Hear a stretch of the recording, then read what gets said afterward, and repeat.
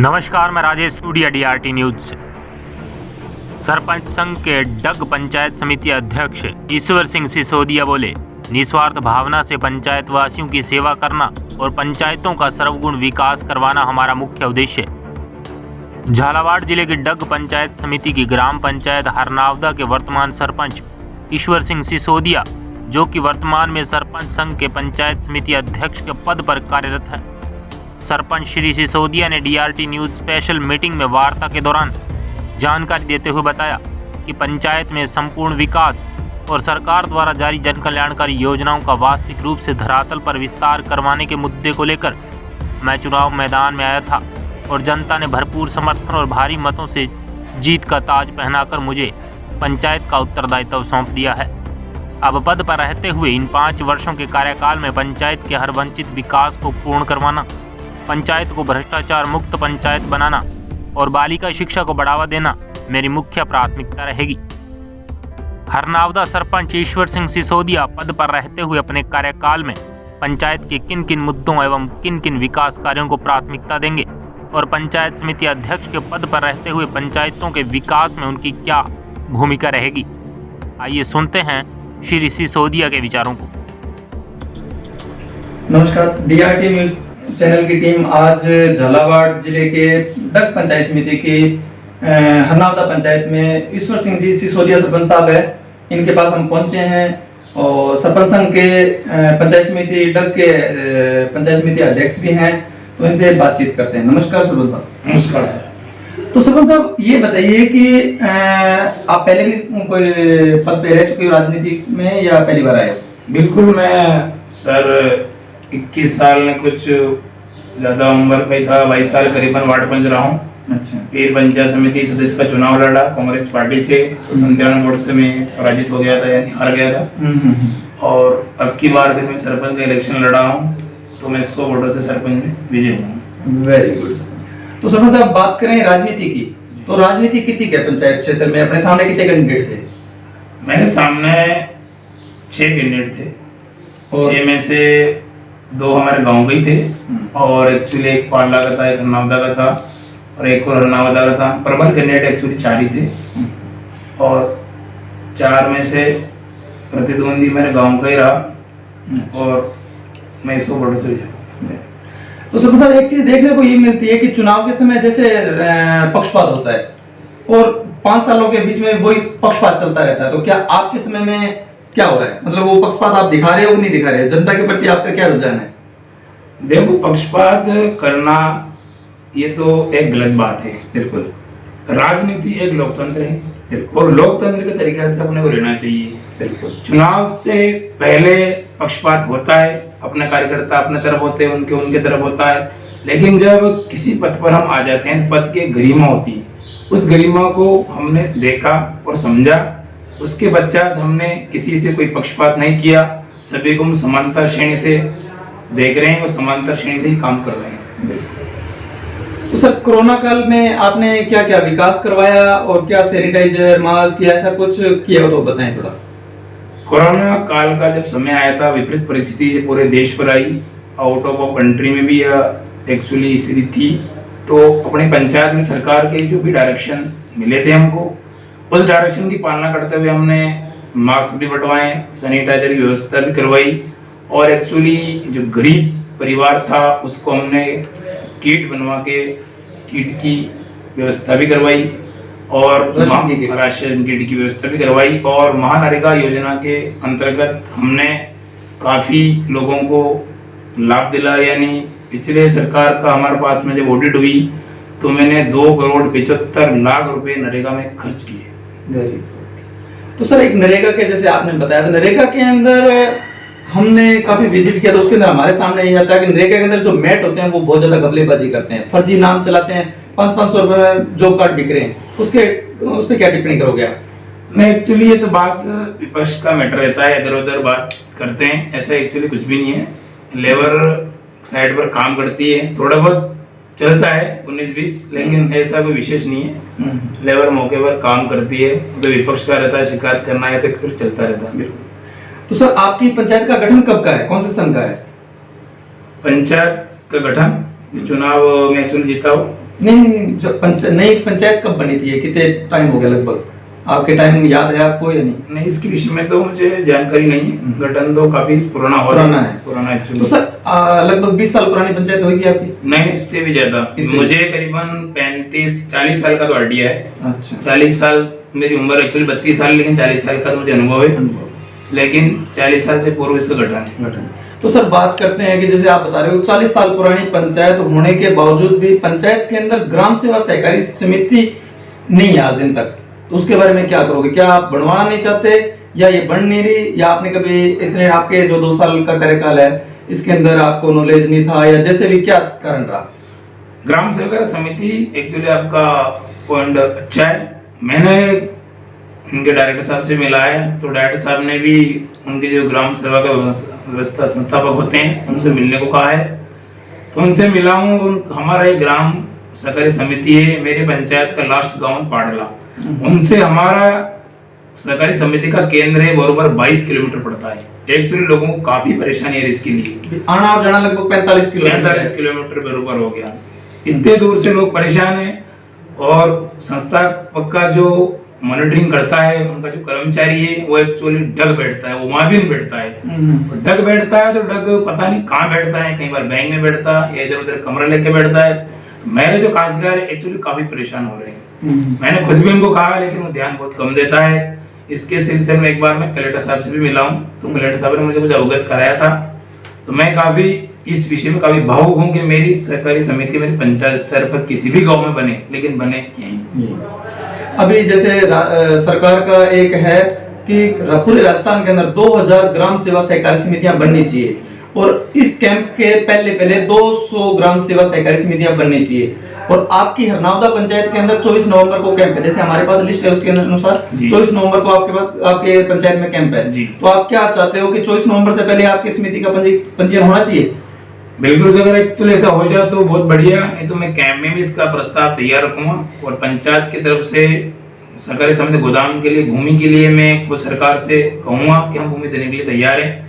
आप हमारी समिति की व्यवस्था करवाए, हमारे काश्तकार एक्चुअली काफी परेशान है। ग्राम पंचायत इसके लिए हमें अग्रसर पर है, प्रयासरत हो आप? प्रयासरत सर, और मैं इसको बनवा के भी रहूंगा। इतना आपके कार्यकाल के कॉन्फिडेंस से कह रहा हूँ, अगर मैं कार्यरत में इसको बनवा के रहूंगा, क्योंकि मुझे खासकर काफी शिकायत मिली। मेरे यहाँ काफी कम किसानों के पंजीयन हो रहा है, लोन काफी कम लोगों के पास, काफी लोगों की शिकायत आती है, हमको लोन नहीं मिल रहा, खाद का, बीज का। जो राज्य सरकार है, हमारे माननीय मुख्यमंत्री अशोक गहलोत साहब ने निःशुल्क ऋण वितरण योजना चालू कर रखी है, उसके अकॉर्डिंग हमारे पंचायत में बहुत कम खासदारों को ये लोन की स्कीम है।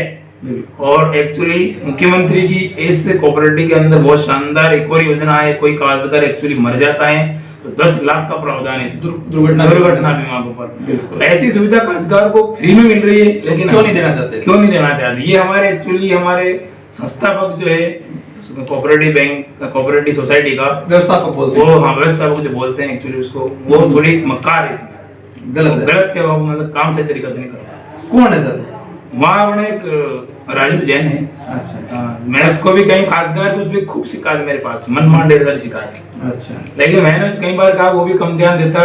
मेरा विचार हो कि अब क्या लेना देना, अलग ही बनवाएंगे, पूरी सोसाइटी अलग बनवाएंगे। जब अलग पंचायत है तो वहाँ बने, तो अलग बनाने का मूड में हूँ, ताकि अलग एम्प्लॉय लगे, एक आध आदमी को और रोजगार मिले, और मेरे काश्तकार को अपनी हेडक्वार्टर पर सुविधा मिले, तो काश्तकार भी कुछ अच्छा सोचेंगे कि चलिए हमने वोट दिया, सरपंच बनाया, तो हमारे काबिल थे।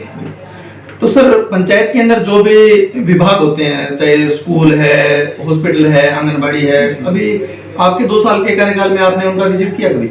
बिल्कुल, मैंने कई बार आंगनबाड़ियों का विजिट भी किया, और आंगनबाड़ियों में जो कमी थी वो मुझे कार्यकर्ता ने अवगत करवाई, उसको मैंने बिल्कुल मेरे हैंड ओवर में लिया। 2 पद मेरे यहाँ एक्चुअली खाली थे, पाडला में और हरनावदा में। मैंने उन पद को तुरंत प्रभाव से भर कर अगले महीने दोनों को नौकरी दी, और दोनों पद को मैंने भर दिया। मैंने इनके डिपार्टमेंट के जो अधिकारी झालावाड़ बैठते हैं उनसे बात करके दोनों पद को तुरंत प्रभाव से वहाँ से रिक्त पद जारी करवाए, और दोनों सीटें मैंने पिछला महीने 15 अगस्त को ग्राम सभा अनुमोदन करके दोनों सीटें को भरी, और उनको 1 महीना करीबन हो गया नौकरी भी कर दी। यानी आंगनबाड़ी की मेरी व्यवस्था भी ठीक है।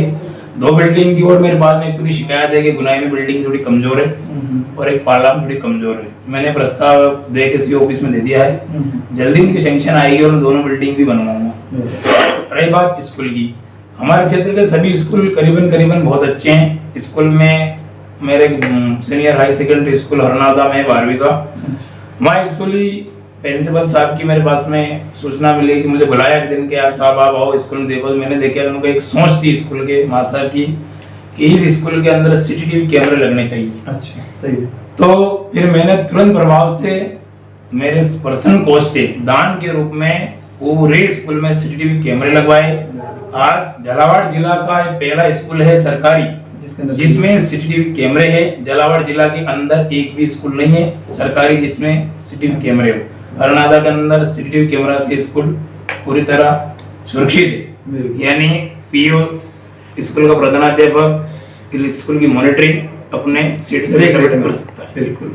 रही स्कूल विकास की बात, तो मैंने स्कूल के सभी अध्यापकों से डायरेक्शन दिया, मैंने उनकी पालना करी और कुछ प्रस्ताव दे रखे मुझे उन्होंने। मैं हर स्कूल में खेल मैदान के तौर पर अच्छा बनवाऊंगा और बाउंड्री बनवाऊंगा स्कूल की। पेयजल की व्यवस्था मैंने ऑलरेडी कर दी है। पेयजल की दिक्कत थी, पेयजल की जो दिक्कत थी एक्चुअली मैंने दुरुस्त कर दी है। तो सर एक देखते हैं अपने गोवंश, सड़कों पे आवारा गोवंश बहुत ज्यादा दिख रहा है, तो इस पे आप क्या कदम उठाओगे? गोवंश के लिए एक्चुअली आसपास की जो समितियां चल रही है गौशाला, उसमें तो एक्चुअली क्या है कि सरकार का अनुदान आ रहा है और घपलाबाजी हो ही रही है, बहुत हर जगह चल रही है, हर जगह चल रही है, उस पर ध्यान नहीं दे रहा। इससे मेरी माननीय मुख्यमंत्री साहिबान एवं हमारे गोपालक के जो मिनिस्टर हैं प्रमोद बाया साहब से मैं एक बार उनसे भी गया था, उसको लिख के भी देके आया हूँ कि मध्य प्रदेश सरकार ने योजना चला रखी महानरेगा योजना के अंतर्गत गौशाला निर्माण।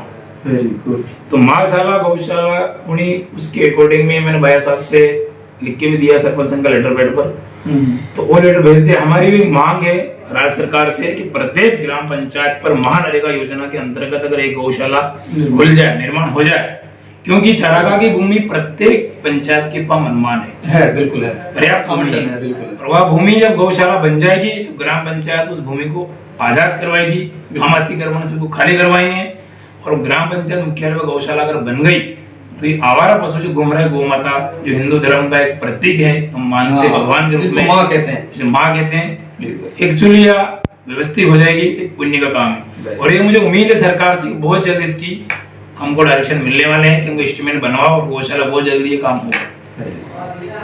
तो सर ऐसा कोई काम हो जो आपके समय से पहले रुका हो जिसको आप पूर्ण करवाना चाहते हैं? पिछली सरकार में भी सरपंच अपने अकॉर्डिंग अपनी हैसियत के अनुसार या सरकार के पहुंच के अनुसार जो भी काम अच्छे करवाए हैं, और मेरा भी दावी थे कि मैं और उनसे अच्छा काम करवाऊं। बिल्कुल मेरा मेन पर्पस है प्रत्येक गांव के अंदर सड़कें कंप्लीट हो, यानी गांव की भाषा में हीर खुरेंजा जो बोलते हैं उनको, वो एक्चुअली कंप्लीट हो, नालियां पूरी तरह कंप्लीट हो, और एक गांव के अंदर में कम से कम 3 सार्वजनिक शौचालय बनाने के मोड में हूँ, बड़ी बड़ी बिल्डिंग के रूप में, ताकि उनको हम यूज में ले सकें।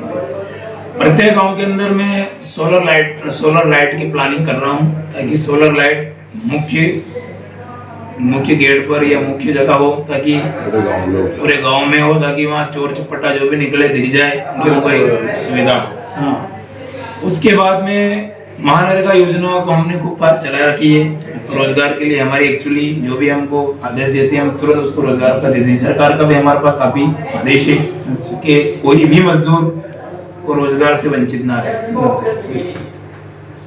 सरपंच साहब एक और निवेदन था आपसे, सौर ऊर्जा जो एमपी स्टेट आत्मनिर्भर बन गया है ना, तो अपने यहाँ राजस्थान सरकार क्यों नहीं सोलर ऊर्जा के ऊपर ध्यान दे रही है, और दे रही है तो अपने क्षेत्र में क्यों नहीं? झालावाड़ डिस्ट्रिक्ट में कहीं भी सोलर प्लांट अपनी राजस्थान सरकार द्वारा नहीं बनाया गया, इसके लिए आपके क्या प्रयास है? देखो एक्चुअली ये बड़ा स्तर का मैटर है, राज्य सरकार को एक्चुअली अपने एरिया में भी लागू कर देना चाहिए, तो इससे भी अपने को आत्मनिर्भर जिला बन जाएगा, स्टेट बन जाएगा, खुद की लाइट खुद का पैसा बचेगा, अपने को भी कहीं लाइट बाहर से खरीदनी पड़ रही है। हाँ बिल्कुल, ये एक्चुअली सरकार का मैटर है, और एक्चुअली आपने कहा बहुत अच्छा लगा, लेकिन हम सरकार के ऊपर बड़ा मामला है। नहीं बिल्कुल, अगर अपने उसकी पहल करते हैं या मांग करते हैं उसकी, तो क्या पता पूरे राजस्थान के सरपंच इसकी मांग करे और सरकार उसको लागू करे। मेरा यही विचार है कि मुख्य एक बार में सोलर पंचायत के निजी यहाँ से निजी आय होगी, मैं इससे प्रत्येक पूरी पंचायत में इसको चालू करूंगा ताकि मैं ये और भी सरपंच देखिए और इसको पहल करें। बिल्कुल बिल्कुल। एक प्रश्न सर, मेरा एक निवेदन था, क्यों नहीं आप अपनी पंचायत में आपके ओन फंड से कोई ऐसा सोलर प्लांट वगैरह के लिए जगह चिन्हित करके आप अपने लेवल पे सोलर प्लांट स्थापित करके अपने गांव ग्राम पंचायत के लोगों को बिजली की सुविधा जो न्यूनतम अपने 1 रुपया 2 रुपया यूनिट में एमपी सरकार उपलब्ध करवा रही है, आप क्यों नहीं करवा सकते हो? आप अपने स्तर पे भी तो कर सकते हो इस काम को। क्यों नहीं आप ये सरकार से मांग करें कि हमारी पंचायत के लोगों को हम बिजली खुद पैदा करके दें सौर एनर्जी से। बिल्कुल, आपका स्कूल पॉइंट ठीक है सर, लेकिन इसके लिए बजट की अधिक आवश्यकता पड़ती है। पंचायत का एक्चुअली 1.5 साल से कोरोना काल में बजट काफी 100% आना था, 25% आ रहा है। अच्छा, निजी आय बजट निजी आय तो पंचायत एक्चुअली है ही नहीं ग्रामीण क्षेत्र में तो, लेकिन सरकार का एसएफसी और एफएफसी का जो पैसा आता है राज्य सरकार का, केंद्र सरकार और राज्य सरकार दोनों मिलकर किस्त देती है, और आज अभी 1.5 साल से 1 साल में 3 किस्तें आती है, अभी हमको 1 ही किस्त मिली है। सर मेरा एक और निवेदन था, कल 2 अक्टूबर गांधी जयंती थी, ग्राम स्वराज की कल्पना किसी जमाने में हुई थी। मैं सरपंच साहब आपसे निवेदन कर रहा हूँ कि क्यों नहीं आप ऐसी डिमांड राजस्थान सरकार से या भारत सरकार से करें जिससे कि ग्राम स्वराज की कल्पना को साकार किया जा सके। आप अपनी पंचायत में इनकम के सोर्स कायम करने के लिए, विकास के लिए किसी राज्य सरकार केंद्र सरकार के पीछे नहीं रहना पड़े और न उनके आश्रित रहना पड़े, इनकम आपकी और खर्च आपको करना, ऐसी व्यवस्था कायम करने के लिए आपके बहुत सारे प्रोजेक्ट हैं। जैसे बिजली का, सौर ऊर्जा तो है ही सही, सौर ऊर्जा के अलावा और भी बहुत सारे काम हैं जिससे ग्राम पंचायत की इनकम बढ़ जाए। इनकम बढ़ जाए, वो खर्च भी वहीं करना चालू कर दें आप। तो इनकम के लिए आपके क्या क्या प्लान है, क्या क्या भावी योजनाएं हैं जिससे ग्राम पंचायत आत्मनिर्भर बन सके और विकास आप अपने स्तर पे खुद कर सके? अभी ग्राम पंचायत निजी आय बढ़ाने के लिए मेरी काफी सोच है। अभी मैंने प्रशासन गाँव वसन का जो अभियान आ रहा है, इसमें मैंने प्रत्येक गाँव के लिए 5-5 बीघा भूमि आवंटन करने की फाइल तैयार की है निजी आय के लिए, ताकि 5 बीघा में हम जो भूमि भूखंड काटेंगे, प्लॉट काटेंगे, प्लॉट हम निर्धारित दर पर सेल करेंगे, क्योंकि मेरी पंचायत के जो 2-4 गांव है रोड हाईवे पर लगे हुए हैं। अच्छा, ऑन रोड पर लगे हुए हैं, तो हमने भी हर गांव से 5-5 बीघा जमीन की हमने फाइल तैयार की है। 5 बीघा 6 गांव है, तो 6 गांव के मैंने 30 बीघा भूमि में आवंटन करवाऊंगा। तो 30 बीघा भूमि जब सेल होगी तो उसकी निजी आय बढ़ेगी। बिल्कुल, निजी आय बढ़ेगी तो उसका ऐसे हमारा विचार सौर प्लांट में खर्च करने का है या कहीं भी, हाँ, वहीं भी एक्चुअली जो भी विकास हो जो राज्य सरकार के डायरेक्शन में या आदेश में नहीं आता है, या वैसा करके दिखा, उस पैसों को वहां खर्च करें। एक और निवेदन मेरा, प्रधानमंत्री महोदय द्वारा स्वच्छ भारत अभियान के तहत प्रत्येक गांव में सुलभ शौचालय 12,000 रुपए में बना दिए गए। डेंगू, मलेरिया और न जाने कितनी बीमारियां प्रत्येक गांव में फैल रही है, स्वच्छता के अभाव में फैल रही है। आपके यहाँ हरिजन या जो कोई भी सफाई कर्मी वगैरह की व्यवस्था के लिए आपके क्या प्लान है, क्या योजना है? बिल्कुल सही कहा आपने, 12,000 में शौचालय की स्कीम थी। प्रधानमंत्री जी का ये कहना था कि 12,000 तो हम अनुदान दें और कुछ पैसा आप बनाकर शौचालय बनाओ, लेकिन उस योजना का मिसयूज हुआ अपने एरिया में। बिल्कुल, हर पूरे राजस्थान में हुआ। 12,000 का शौचालय काम भी सक्सेस नहीं हुआ और ना कई जगह बने। उनसे क्या है कि रिएक्शन हो गया, साइंस इफेक्ट हो गया। बिल्कुल हुआ। तो उसकी वजह से अभी मैं पहली बात तो सभी जनता से भी आग्रह करूंगा कि कोई भी योजना आती है तो 100% सरकार की मर्यादा नहीं रहती, 100% इस योजना का सरकार देगी। अभी जो योजना आने वाली है हर घर नल योजना का जो हमने कल ग्राम सभा थी हमारी गांधी जयंती पर, इस पे हमारा ग्राम सभा अनुमोदन हो गया है और हर घर में नल फिटिंग होगा। ये सरकार का ऊपर से डायरेक्शन हो गया है।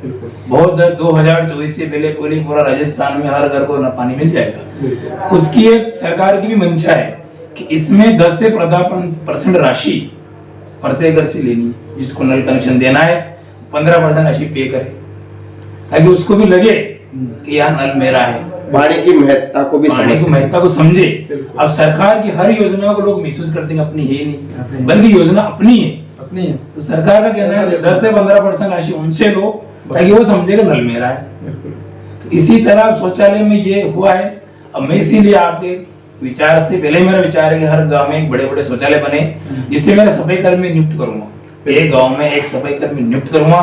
मेरे पंचायत उसकी निजी आय से सैलरी देंगे या पंचायत राज से देंगे, ताकि उन तीनों शौचालय को वो साफ सफाई देके गाँव में झाड़ू लगवाए, गाँव की पर्सनल व्यवस्था देखे। मेरा एक और निवेदन है आपसे, जैसे डग पंचायत, डग ग्राम पंचायत, क्या इसको विशेष बजट मिलता है? हाँ, डग ग्राम पंचायत भी, डग पंचायत समिति डग की, डग हुई, चमेला हुई, नागेश्वर ओनेल हुई, ये हमारे क्या की नगर पंचायत का दायित्व रखती है, यानी बड़ी पंचायतें हैं। तो हमसे इनके फंड डबल आता है, डबल से भी ज्यादा आता है एक्चुअली। यहाँ का कुछ समय पहले सुनने में आया था कि नगर पालिका कायम होने जा रही है। अभी तक नगर पालिका की तरफ सरकार का क्या ध्यान आकर्षित किया आप यहाँ के नगर निवासियों ने, यहाँ के जनप्रतिनिधियों ने कहीं कुछ किया इसके लिए? अभी तक और तो नहीं किया तो क्यों नहीं किया? अभी वो यहाँ के पहले अगली बार मैंने भी सुना था कि नगर पालिका बनने जा रही है, लेकिन कुछ जनसंख्या कम पड़ गई थी, आपसी गाँवों को मिलाने की प्लानिंग में थी। अभी तक उन्होंने प्रस्ताव तैयार किया ही कौन। यहाँ की वरिष्ठ नेताओं ने अगर प्रस्ताव तैयार करेगा तो बन सकती है, क्योंकि आसपास का गाँव को तोड़ना पड़े। प्रॉपर इतनी जनसंख्या भी नहीं है कि नगर पालिका बन जाए, लेकिन आसपास की 2-3 पंचायतें टूटेगी तो नगर पालिका बन जाएगी। फिर नगर पालिका इसके क्षेत्र के अंदर मिक्स करने तो सर हमारे चैनल के माध्यम से सरकार से या किसी से कोई मांग करना चाहोगे? हाँ, सरकार से तो मेरी ऐसे एक्चुअली हमारे माननीय मुख्यमंत्री महोदय की विशेष मतलब इज्जत करने के लायक हैं, कीर्ति करने के लायक हैं, क्योंकि हमारा एक्चुअली थोड़ी मांग, हमने 22 सूत्री मांग जो रखी थी 2-3 दिन पहले की बात है। बिल्कुल बिल्कुल। तो उन्होंने हमें हड़ताल करने का मौका नहीं दिया। हमारी रात को 11 बजे 22 सूत्री मांग पर ही मोहर दे दी है। जो भी हमारी मांग थी उन्होंने पूरी तरह फाइल को तुरस्त करके निकाल दी कि आपकी 12 सूत्री मांगे मान ली गई है। सचिव महोदय को भी वो मांग थी, उनको भी मांग मान ली गई है। तो एक्चुअली तो हमें जो हमारी जो मांग होती है वो तुरंत प्रकाश सुनते हैं। हमारी तो एक तो मुख्य मांग है गौशाला की। ये हमको ग्राम पंचायत स्तर को पावर दे, चाहे किसी भी योजना से बने, तो ये प्रथम मांग तो यह है। और भी जो भी योजना चल रही तो अच्छी चल रही है। सरपंच साहब, मैं आपसे एक और रिक्वेस्ट करना चाहूँगा। अभी जो प्रशासन गांव के संग शिविर चलते हैं, गांव के लोगों की जो भी समस्याएं हैं उन समस्याओं का समाधान वहीं ग्राम पंचायत मुख्यालय पे हो जाए।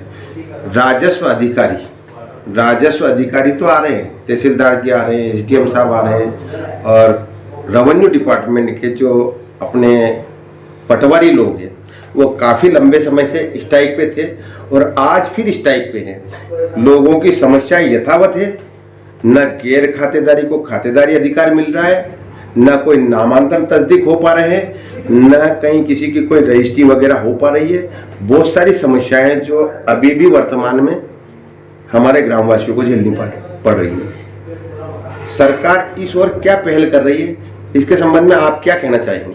तो सरकार से मेरी दरख्वास्त रहेगी कि एक्चुअली इनकी काफी लंबे समय से पटवारी की हड़ताल चल रही है। तो प्रशासन गाँव के संग अभियान जब चल रहे हैं तो इसमें अहम भूमिका तो पटवारियों की भी रहती है। बिल्कुल रहती है। चाहे जाति व्या, मूल व्या, बच्चों बच्ची के जो प्रमाण पत्र जारी होते हैं, जमीन संबंध बंटवारा रहा, शुद्धिकरण हुआ, रूपांतरण हुआ, जो भी रजिस्ट्रार उनके जो क्योंकि अभियान का 40 से 50% दर्जा तो पटवारियों के पास रहता है। रेवेन्यू डिपार्टमेंट का सबसे महत्व है कि एक्चुअली ये काम बहुत लंबे समय में आता है, तो ये लोगों का मुकाबला निपटाने के लिए सरकार अभियान चलाती है। अब ये स्टेक पे चल रहे हैं, हड़ताल पे चल रहे हैं, तो उनका काम कैसे होगा? काम जनता का होगा नहीं। तो सरकार से एक्चुअली मेरी ये दरख्वास्त भी रहेगी कि इनको कैसे भी करके, इनको समझाइश करके इनकी जो भी मांगे हो मान लेनी जाए और इनको हड़ताल खत्म कर देनी चाहिए, ताकि पब्लिक का ये काम संभाले। श्रीमान जी, सरपंच साहब, मैं एक निवेदन और आपसे करना चाहूँगा। अभी अतिवृष्टि से किसानों की फसलें चौपट हो गई है जी। अभी तक कृषि विभाग के द्वारा या जिला के अधिकारियों, कृषि अधिकारियों द्वारा क्रॉप कटिंग की सैंपलिंग नहीं हुई। किसानों के 1-2 क्विंटल सोयाबीन हो रही है, 10,000 रुपये क्विंटल का बीज लाके ने किसानों ने बीज बोया है। किसानों की माली हालत खराब है। 4 साल से, तकरीबन 4 साल से किसान दर दर की ठोकरें खा रहा है। इंश्योरेंस कंपनी जो क्लेम देती है वो भी सम एश्योर्ड राशि के बराबर नहीं। 30% 40% आइडियल खर्चा निकाल के इंश्योरेंस दावे भुगतान किए जा रहे हैं। इस संबंध में आप क्या कहना चाहेंगे? आपका बहुत अच्छा पॉइंट है। बारिश के कारण किसानों की फसल एक्चुअली खराब हो चुकी है, नष्ट हो गई। थोड़ी बहुत फसल पकी थी, तैयार हुई थी, तो पकने के ऊपर बारिश गिर रहा है, वो दोबारा अंकुरित हो रही है, तो किसान तो पूरी तरह से बर्बाद हो गया। सरकार और कलेक्टर साहब से मेरी 5-6 दिन पहले मैंने खुद ने बात करी थी, तो कलेक्टर साहब ने कहा कि हमने नोटिफिकेशन जारी कर दिया है एसडीओ तहसीलदार को, पटवारी की हड़ताल की वजह से ना खेतों का गिरदावरी हो पा रही सही तरीके से, ना सर्वे हो पा रहा है।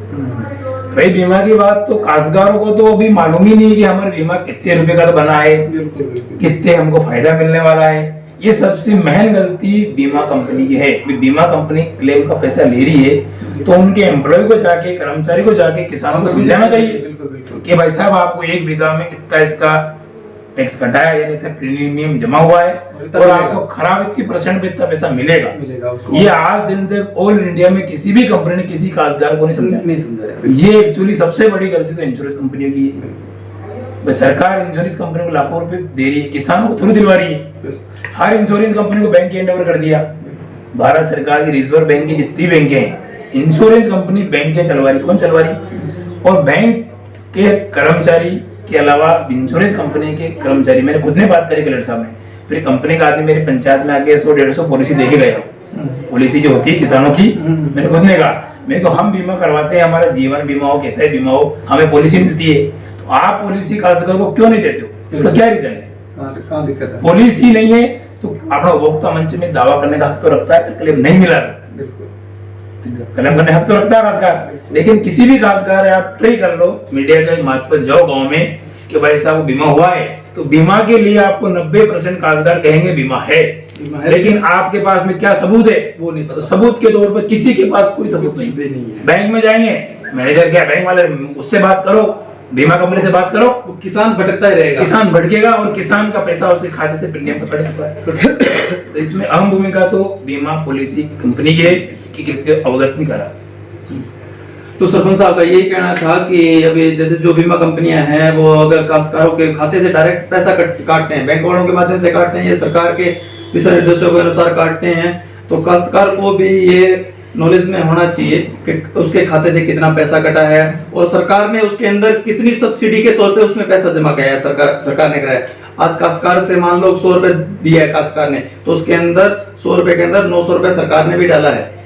उसको काश्तकार को उसका मुआवजा राशि कितनी मिलनी चाहिए, तो ये काश्तकार को अनुभव में, नॉलेज में होना जरूरी है।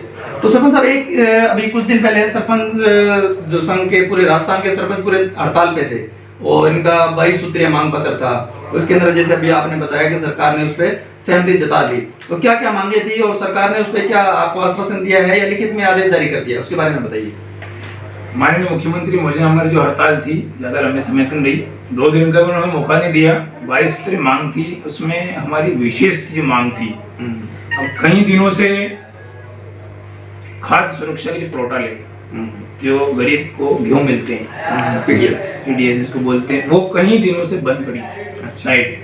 अब हमको बार बार लोग परेशान आके करे कि हमारे गेहूं चलवाओ, हमारे गेहूं चलो। हमने लोगों से वादा भी कर लिया पहले कि हम सरपंच बने तो आप गेहूं दिलवाएंगे। बिल्कुल। तो पब्लिक, तो गरीब पब्लिक हम गेहूं के लिए बार बार हमारे गेट तक आती है, पंचायत कार्यालय तक जाती है, ऑफिस के चक्कर, और हम कुछ कर नहीं पाते कि साइट बंद पड़ी है। तो हमारी प्रथम तो हमने वो मांग रखी उस साइट को तुरंत दोबारा से चालू करे ताकि हम लोगों को गेहूं का फायदा दिला सके। बिल्कुल। दूसरी हमारी मांग थी प्रधानमंत्री आवास योजना। उसमें उस योजना के मार्फत में एक भारत सरकार का एक सिस्टम है, उस सिस्टम के अकॉर्डिंग उसमें ऑटोमेटिक नाम काट दिए गए। हाँ बिल्कुल, ये भी 2-3 महीने से सुनने में आ रहा है कि नाम काटे जा रहे हैं। वो भारत सरकार का एक सिस्टम है। अगर आपने कहीं 50,000 से ज्यादा लोन ले रखा हो, आपके नाम से कोई बाइक हो, कोई ट्रैक्टर हो, कोई आपके हिसाब से अधिक प्रॉपर्टी हो, अकॉर्डिंग से ऊपर जहाँ आपका आधार कार्ड लिंक हो, तो सिस्टम ने चेक करके उसको ऑटोमेटिक अपात्र करके पंचायत को लेटर फॉरवर्ड कर दिया सिस्टम, जिसका सामने वाले को पता ही नॉलेज है। तो हमारे ये सरकार से उसमें निवेदन था कि 50,000 वाला कोई करोड़पति नहीं होता। तो हमारे ऐसे सिस्टम से नाम कटे थे 2 लाख कुछ ऊपर नाम कटे। पंचायत क्षेत्र के आपके या पूरे राजस्थान में। अच्छा, पूरे पूरे राजस्थान में 2 लाख से ऊपर जो नाम कटे थे उन नाम को पुनः जोड़ने का हमारा सरकार से एक तो ये निवेदन था। अच्छा सरपंच साहब, इस संबंध में मैं आपसे एक बात पूछना चाहता हूँ कि ये इसका जो पैमाना है, आवास योजना का जो पैमाना है, गरीबी रेखा से जीवन यापन करने वाले मैक्सिमम इनकम कितनी होनी चाहिए, क्या है, ये सर्वे 2011 के सर्वे को ले रहे हैं, आज के सर्वे को क्यों नहीं ले लेते हैं ये? और इस सर्वे के आधार पे जो भी पात्र हैं उन सभी पात्र लोगों के आवास निर्माण में अभी आवास प्लस सहयोग क्यों नहीं करती सर? हाँ, एक्चुअली आपका पॉइंट सही। आवास प्लस का सर्वे 2017-18 में हो गया, उसके अकॉर्डिंग 2011 के तो सारी लिस्ट खत्म कर दी। अब 17-18 में जो सर्वे हुआ था आवास प्लस का, वो लिस्टें पंचायत से कंप्लीट करवा ली गई है। उसी लिस्ट में जो नाम कटे थे, मैं जो बता रहा था, उसी लिस्ट में नाम कटे हुए हैं। अब सारी लिस्टें कंप्लीट हो गई। अभी हमें आदेश मिला है, सबसे पहले सरकार उन लोगों को पीएम आवास बनाएगी जो लोग भूमिहीन है। अच्छा, सबका आदेश आ गया ऊपर से कि आप सरपंचों पंचायत को आदेश दिया है कि जिस व्यक्ति के पास भूमि नहीं है, पहली प्रायोरिटी उनकी है, दूसरी प्रायोरिटी विकलांग है, विकलांग विधवा शामिल है, विकलांग और विधवा कोटा है। बोस, एक बात सरपंच साहब, इसमें भी भेदभाव होता हुआ दिखा है मेरे को, मैंने खुद ने देखा है। पक्ष विपक्ष नजरअंदाज करते हुए देखे गए लोगों को। बहुत सारे सरपंच ऐसे हैं जिनने किसने मेरे को वोट नहीं दिया, इसने मेरे को वोट नहीं दिया, इसका नाम कटवा दूं, इसका ये कर दूं, बात हैं और अपात्र को मिल जाता है वो लाभ से। चाहे वो आपका पॉइंट सही है। सरपंच साहिबान से अध्यक्ष होने नाते भी मैं आग्रह करता हूँ कि ऐसा भेदभाव नहीं रखना चाहिए। अभी अपने गरीब वोट नहीं दिया वोट, लोकतंत्र एक नैतिकता अलग चीज हो गई, दिया ना दिया, अगर दे भी देता तो भी हम सरपंच बनते और नहीं दिया तो भी हम सरपंच है। इस बात को समझिए ना, भी आप सरपंच हो इसीलिए तो वो आपसे मांग लेके आए। वोट नहीं दिया, मेरे पास भी कई लोग आते हैं बिल्कुल, बिल्कुल। कि साहब उसने इसको वोट नहीं दिया, आपको नहीं दिया, उसको नहीं दिया। मैं उसको यही ट्वीट देके समझाता हूँ कि भाई साहब वो वोट दे भी देता तो हम क्या बनते कि सरपंच, तो हम आज भी सरपंच है, ठीक है, 100 की जगह 150 के बन जाते। लेकिन अपनों की ऐसी विचारधारा हटा के मैं तो सभी को ये मैसेज देना चाहता हूँ कि भाईचारा से रहे, जहाँ हम एक है, चुनाव आयास हो जाएगा, राजा रंग फकीर, ठीक है ना। सरपंच मैंने तो जाना ही है, लेकिन बात सालों सालों तक रह जाती है। मैंने तो मेरी पंचायत के अंदर आवास प्लस का जो सरकार का डायरेक्शन था, उसके मैंने सर्वे करके मात्र 9 नाम हटाए। कितने हटाए? जो मैं पूरी ब्लॉक में हटाने में सबसे कम नाम का दायरा रखता हूँ। एक मेरे से कम नाम सबसे ज्यादा और पंचायत में, लेकिन सबसे कम नाम 9 नाम मेरे यहाँ से हटे और 9 नाम हटा के बेकायदा उनको नोटिस दिया गया कि आपका नाम इस कारण से हट रहा है, आप इस योजना से अपात्र। और एक्चुअली मैं भी हूँ, मैंने खुद का मेरे परिवार से हटा दिया क्योंकि मैं उसके योग्य नहीं हूँ। कोई गवर्नमेंट एम्प्लॉई है, कोई को अस्कार 50-60 भूमि से ओवर को हो गए तो उसको ऐसे अपना हटा दिया। प्रधानमंत्री आवास योजना के नाम पे काफी लोगों ने जो फंडिंग हुई है उसका मिसयूज भी किया, ऐसा भी सुनने में आया। नहीं, अभी तो पर से ऐसा कोई सिस्टम नहीं है, कभी तो पेमेंट इस साल का तो जारी भी नहीं हुआ है। अभी हमसे लिस्ट मांग ली है और सरकार का आदेश आ गया, भूमिहीन को और विकलांग को पीएम आवास का बजट जारी होगा। जो बजट आया उसका मिसयूज कर गए, या बनाया नहीं, या पहले का बनाया हुआ था जिसको उनने शो कर दिया, ये मेरा मकान, मैंने इस योजना के तहत कलर वगैरह करके और ऐसा भी उसमें क्या है कि सर देखो हो भी जाता है एक्चुअली ऐसा, लेकिन आजकल उसमें एक एप्स ऐसा लोड हो गया है मोबाइल में। अच्छा, आवास प्लस ऐप से, वो एप्स अगर आपको जिस जगह का जियो टिकिंग हुई, अभी आने वाले कल में ऐसा नहीं होगा, जहाँ आपने जियो टिकिंग कराया 2016-17 में वही स्थान में खुलेगा। और एक्चुअली जहाँ खुर्ची भर गई, हाइट हो गई, 15,000 किस्त ले ली, खुर्ची भर गई, वो वहीं बिल्डिंग बनेगा तो पेमेंट देगा नहीं, वो ऐप से बना कर देगा। और एक जो इसका बीपीएल का सर्वे हुआ था, ये कौन से साल में हुआ था, उसके बाद में दोबारा हुआ नहीं है ये। अभी इसका सर्वे बहुत पुराने हो गया, 2010-11 में सर्वे हुआ था बीपीएल का। अब तो लोग काफी अपात्र हो चुके हैं उसके लिए 10 साल का सिस्टम होना था, पूरा हो गया है। सरकार बहुत जल्दी सर्वे करवाने मूड में है, बीपीएल का सर्वे बहुत जल्दी होने वाला है, ऐसा हमको संदेश आ रहा है ऊपर से। तो हम अभी बात कर रहे थे ईश्वर सिंह जी सिसोदिया साहब से, और ऐसे ही जुड़े रहिए हमसे। अगर आपने अभी तक DRT न्यूज़ चैनल सब्सक्राइब नहीं किया है तो अभी सब्सक्राइब करें DRT न्यूज़ चैनल और बेल आइकन प्रेस करें ताकि हर न्यूज़ का नोटिफिकेशन आपको मिलता रहे। धन्यवाद।